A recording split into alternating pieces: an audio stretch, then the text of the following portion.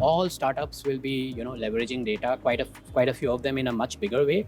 They have to be very careful about how that data, what are the liabilities that emerge from there. If the data is wrong, if there is defamation, somebody is offended by something that is said, it may be on your app and it may be from the backend from another LLM. Tier 1 city, you might have much easier access to credit data for those. Sure. So therefore, you have to be even more cognizant about how you use data coming in from other. When somebody says something has gone wrong, etc., the response is the correct way, and the customer should not react negatively to something that AI has said, and okay, this is something that the company is saying and I'm really angry about it and I take action, I take legal action, etc.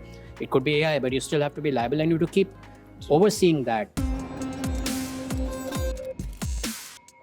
Welcome to TICE. Today I have the privilege of talking to Mr. Prasanto Kumar Roy. He is the senior advisor at FTI Consulting and a seasoned public policy expert. Welcome, sir. Thank you so much. So, to begin with our conversation, can you just highlight how do you personally see Indian businesses, especially startups, leveraging the new technologies while also, going hand in hand with the public policy? So I think the whole AI spectrum is a great place where you see a new and emerging technology which is already used pretty heavily by the startup community. Right. So startups have been using, companies have been using AI for quite a long time at the back end for data analytics and so on. Now generative AI is coming into the fore, so more at the front end also there. And I think that's a great place to see how they encounter problems of governance or problems of issues where they have liability and so on. Right. So because if something goes wrong, they are liable. If the data is wrong, if there is defamation, somebody is offended by something that is said, it may be on your app and it may be from the backend from another LLM, but you're responsible. So this whole public policy approach, I think increasingly startups are finding that they have to be engaged in this conversation. They can't step back and say public policy or governance, etc., are for big tech or for investors and not for us. So they are increasingly realizing this.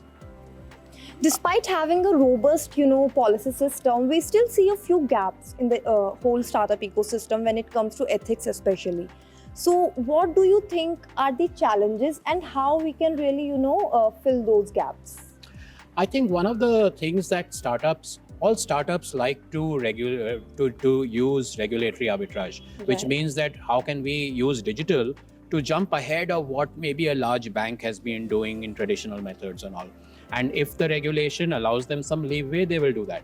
But the problem is that, when you keep getting bigger and you become a unicorn and you're still using regulatory arbitrage, I think the regulators at that point come in, RBI will come in and say that, okay, enough.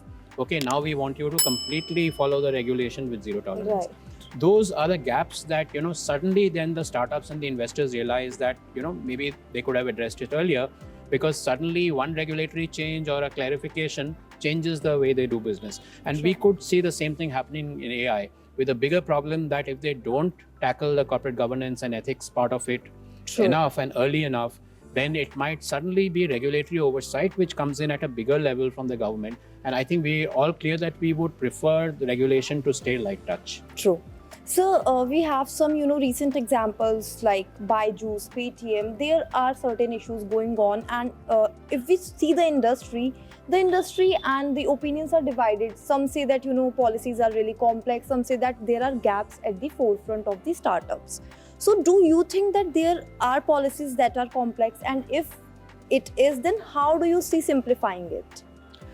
Okay, so I would say the policies are so complex that they cannot be understood and applied. I think there are areas where the policies are simply not reached and not clarified that, okay, all startups must follow the same, let's say, threshold of corporate governance that larger companies or listed companies. So clearly listed organizations, listed companies have to follow a great deal of set of things on transparency, disclosure, and so on. I think it's increasingly clear that startups have to do that, and not just a Byju's or a unicorn or another startup which is going in for IPO. But they have to look at this much earlier in the curve, and I think investors are realizing that, because if they don't, then suddenly it comes down on them so hard that, A, their investment goes for a toss. Okay. B, they suddenly find that, out of 100 companies, one had these major gaps, but the 99 others will also face the regulatory changes and oversight which are required. So they need to do this. All right. And if we talk about, the risks that are coming up with the new technologies that we see today, So how do you see, what are the potential risks that you see, and what do you think are the ways, especially for the tech startups, because tech industry is booming, so how they can really overcome those potential risks? So I think one of the major things will be around, and not just for AI, but for the wider tech space, use of data. And all startups will be, leveraging data, quite a few of them in a much bigger way. They have to be very careful about how that data, what are the liabilities that emerge from there, privacy issues. We have a DPDP, the Digital Data Protection Act, which is there. The rules are yet to come out, but those rules will require a great deal of compliance focus, because if something goes wrong in terms of data, if there's a breach and that breach causes consequential damages, then there's liability on the entire support ecosystem, on the startup, on multiple entities down the line. And so startups can no longer say, hey, that's something that the big tech has to take.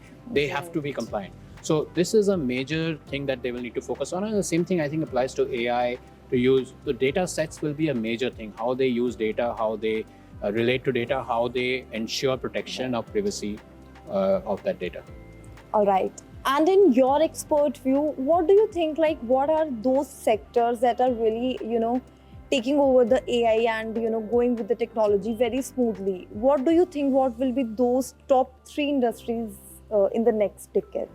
So I think everybody is using AI. We have seen that AI has been used a great deal at the back end and for analytics and things emerging out of that. So I think one thing that is very strong and clear from there is on the credit side, any apps offering credit, etc. There may not be a credit history which is there with a particular target audience, but AI will let you use analytics from, let's say, mobile phone recharge, etc., and those databases, and compile that and leverage that. And then, of course, the customer experience, the customer service part of it, AI can actually help reduce costs there. But you have to be very careful that, you're cognizant of the sensitivities, and, that when somebody says something has gone wrong, etc., the response is the correct way. And the customer should not react negatively to something that AI has said, and, okay, this is something that the company is saying, and I'm really angry about it, and I take action, I take legal action, etc.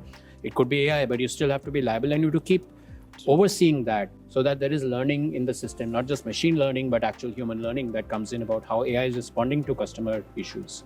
So, a large part of my audience comes from the, tier 2 and tier 3 markets where startups are really booming. So what, according to you, will be those top 3 suggestions or the policies that a startup should not, miss, especially in their starting years?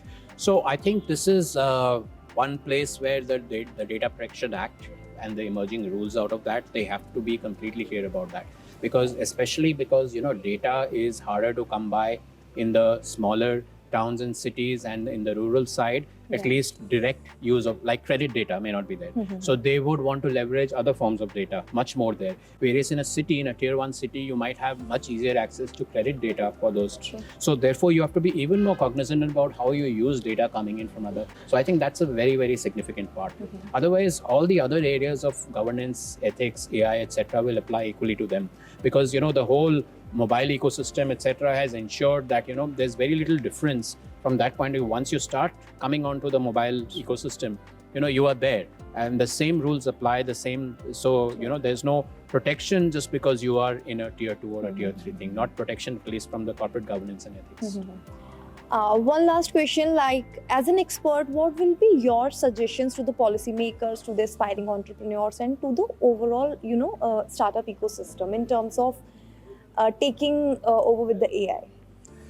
Well, for the policymakers, I think the biggest thing is they have to engage with the startup ecosystem, and whether that engagement is through associations or directly, it's very important to understand the issues that they face in compliance. Okay, I think that's a very major thing. For the startups, I would again urge them to follow and track policy closely, because many of the startups don't have policy people, and that's understandable because they are understaffed, etc. So it's the CEO or the founder doing everything.